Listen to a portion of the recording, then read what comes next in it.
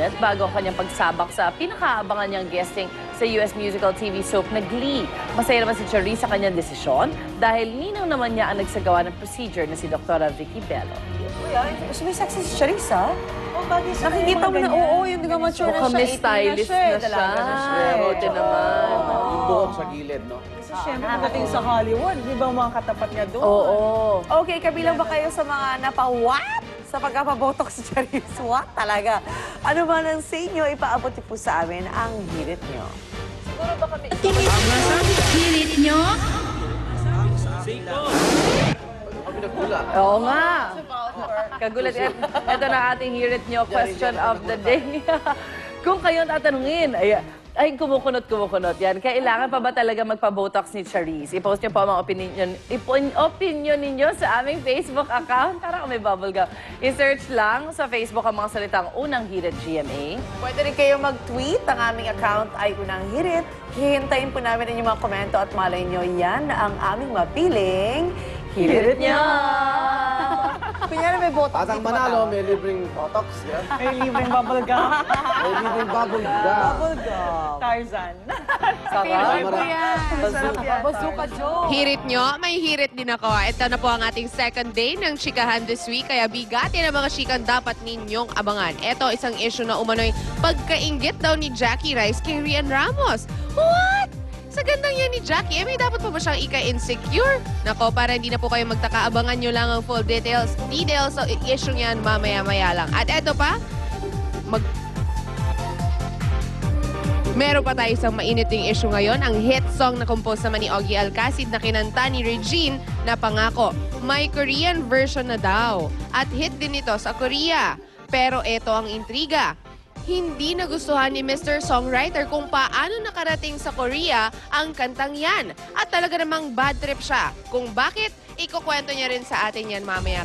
Kaya abangan niyo yan. So back to you guys. Igan. Thanks! Luan? Okay. Narito na, hirit naman ni Laban Hubert. Tingnan natin. Love!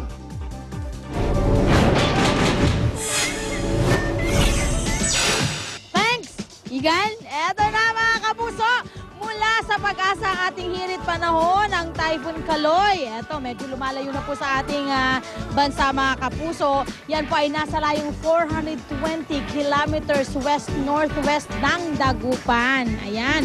At habang lumalayo daw po siya sa ating bansa, medyo lumalakas po siya. Siya po ay may lakas sa 65 km per hour, may bugso pong 80 km per hour, at may bilis na 11 km per hour. Ay, bumagal pala. Ang direksyon po niya ay northwest. Wala pong public storms warning signal po. Ayan, wala pong bagyo tayo sa ating bansa mga kapuso. Kaya naman, ang buong bansa, medyo magiging maulap na may kalat-kalat na ulan, pag-idlat at pagkulog. Ang ating pong bukang liwayway, 5:36 a.m. at ang ating pong takip silim ay mamayang 6:29. Narito naman po ang mga temperature and weather conditions sa iba pang bahagi ng Pilipinas. Tandaan niyo po mga kapuso, sa kahit ano pa bang hamon ng panahon, manatiling alerto at mahinahon.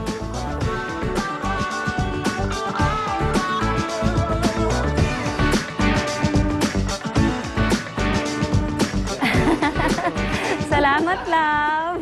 Baka kung ano baka merong tinuturo ka dyan, ha? Samantala sa mga nag-aalmusal naman dyan at aantok-antok pa, abay ingat ng konti, lalo na pagka nagtitimpla ho ng inyong kape. Baka masobrahan po kayo sa asukal. Uy, masarap yan. Nako, baka diabetes ang abutin nyo. Igan, ha? Igan, National Diabetes Awareness Week pa naman ngayon. Kaya ayaw niya ng sugar. Gusto niya lagi sugar-free. Bilang pag-alaga sa katawan. Kaya naman pala, alerto tayo. Matandaan nyo yung kasabihan na buti pa ang langgam alam. O tumitigil sila. Pag may mga langgam na sa kama nyo, may mga langgam na sa... Sa banyo, kahihian sa nyo, banyo. magpa-check up na kayo. Yun. Oh, buti pa langgam right. alam. Kaya dapat alerto po tayo kontra sa banta ng diabetes. Ito po ang mga paalala sa atin na Monica at Drew. Good morning!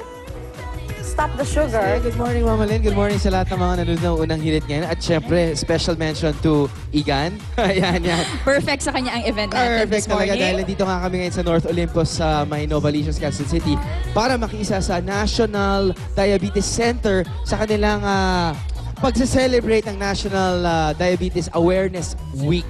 That's Ayan. right. At in line nga dyan sa National Diabetes Awareness Week ay ang ating serbisyong totoo ngayong umaga na paghahatid ng kaalaman at impormasyon tungkol sa diabetes. Dahil alam nyo ba mga kapuso, na dito pala sa ating bansa, sa kasalukuyan, merong 4.8 million na mga Pilipino na merong diabetes. Wow. Pero ang masama dyan, 3.7 po sa mga Pinoy na yan ay hindi alam na sila ay diabetes. So 1.1 million lang ang may Correct, alam out of correct.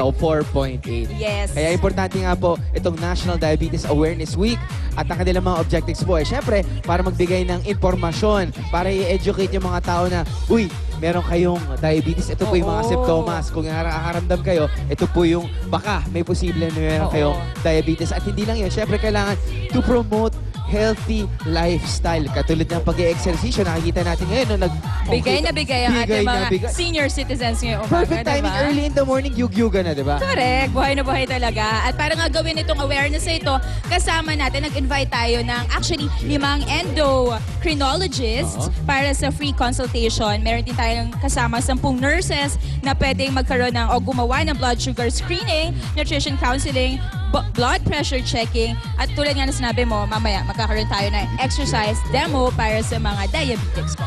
At alamin natin kung ano yung mga sugar-free na pagkain. correct. Okay, so lahat na po yan. Sa amin magbabalik dito sa North Olympus, Novaliches, Quezon City. Balik muna tayo sa studio. Good morning. Okay, dagdag kaalaman, Pinoy MD Sabado, yan po ang paksa nila, diabetes. Okay, kaya dito sa ating morning show, tamang-tama lang yung tamis no? Nang samahan dito. Oh, Perfect. hindi pa ospital. Dito lamang yan sa Unang Hirit! Books, I got a kiss under the bleachers, hoping that nobody look. Lips like licorice, tongue like candy. Excuse me, miss, but can I get you out your purse? In the back of the car, on the way to the bar, I got you on my lips. I got you on my lips. At the foot of the